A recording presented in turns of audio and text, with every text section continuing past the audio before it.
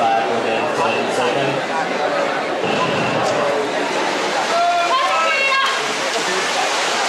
Sådan skal det se ud, når man ikke 20-starter.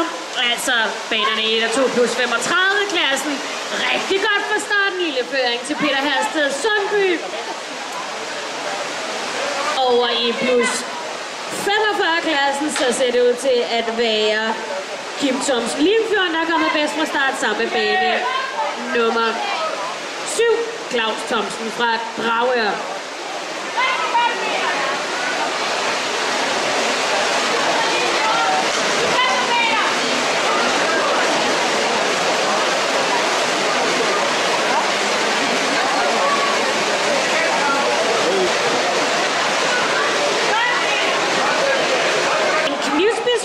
Til Peter Hersted Sundby foran Michael Skriver fra Holtero Klub nede i plus 45-klassen. Der har vi også lige byttet lidt rundt, så nu er det Peter Heller DSR, der fører foran Kim Thomsen D fra Dragør.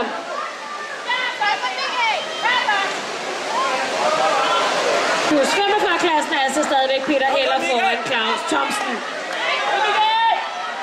Ind på de sidste 50 meter.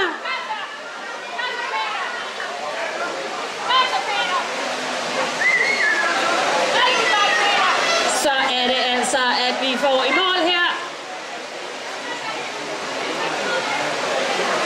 På bane nummer 6 har vi Peter Heller DSR i mål, som vinder af plus 45-klassen, samt foran bane nummer 7. Claus Thomsen DSR.